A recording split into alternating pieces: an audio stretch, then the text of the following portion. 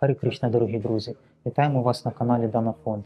Якщо ви ще не дивились наш попередній випуск про те, чим займається Данафонд, хто керує всіми фінансами храму та що ви побачите у наступних випусках, то радимо спочатку подивитись його. Вже більше року Київський храм свідомості Кришни збирає гроші на ремонт даху. Сьогодні ви дізнаєтесь, коли будуть закінчені всі етапи робіт. Ми покажемо звіт по зібраних коштах, затратах та залишку на рахунку. Покажемо деталі конструкції даху та що ви побачите у наступних випусках. Для початку давайте згадаємо, чому був запланований ремонт. Дах тримається на дерев'яних балках, яким вже більше 30 років, і вони прогнили. Є сенс замінити їх на металеві для того, щоб конструкція була більш довговічною. Але це додасть багато ваги, і тому необхідно правильно розрахувати посилення конструкції фундаменту храму. Також після ремонту це буде вже не просто пустий поверх. З'явиться можливість переселити туди брахмачарі, які зараз живуть на цокольному поверсі, де немає свіжого повітря. Необхідні інженерні розрахунки – це сама складна та затяжна частина ремонту. Як виглядають ці розрахунки і коли вони будуть закінчені? Зараз ми задамо це питання відповідальному за це інженеру храму.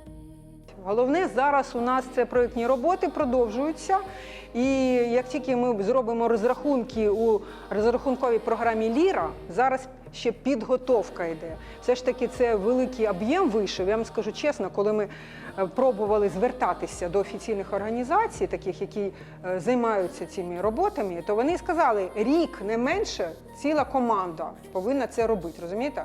А ми робимо вдвох, вважайте. Я і мати Наталія Юрівна, яка зараз в Польщі. Ми знайшли всього 2 незалежних приватних інженера, які професійно виконали цю роботу вже на 70%. Зараз ми спускаємось в тимчасовий офіс Матаджі Мандакіні, який знаходиться в бомбосховищі храму, щоб подивитись, як виглядає ця комп'ютерна програма Ліра і дізнатись, чому робота з нею займає стільки багато часу. Будівля храму складається з 1000 елементів, кожен з яких потрібно перенести з бумажного креслення в 3D-модель. Конструкторська програма Ліра дозволяє не лише точно задати розміри та розміщення кожного матеріалу, але й розрахувати їх силові та деформаційні характеристики. Кожного разу, коли проєктанти вносять зміни в одному місці, то виявляється, що потрібно посилювати або вносити зміни в інших місцях. Тому робота триває вже цілий рік. Потім, коли це вже зроблено, у нас буде ще розроблятися робочі проєкти по всій цій будівлі. Тобто у нас тут каналізація повинна бути, електрична частина розроблена, правильно? Вентиляція також для всіх цих приміщень. І це окремі проєкти, які також потребують кваліфікованого підходу.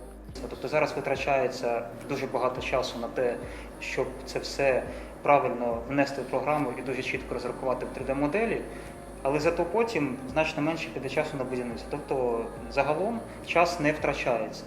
Да. Точна сума, в яку обійдеться ремонт, поки невідома. Нам робили розрахунки в минулому році, але сюди не входять ще багато робіт, наприклад, посилення колон вівтарної та додаткова геодезія через сильні вибухи біля храму.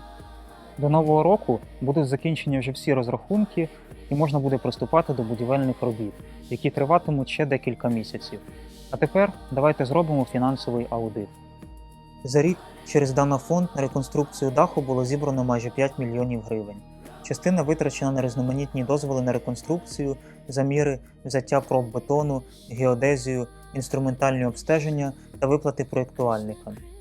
Залишилось майже половина необхідної суми, і у нас є ще достатньо часу, щоб зібрати решту і вчасно почати будівельні роботи.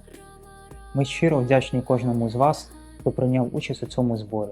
Шріла Бхактивінода Тхакур казав, що той, хто будує храм, отримає звільнення. У наступному випуску ви побачите детальний звіт по ремонту у Поджарській, а також, чому важливо було зробити його вчасно, і яке саме служіння тепер виконується більш досконало. Дякуємо за перегляд. Харі Кришна!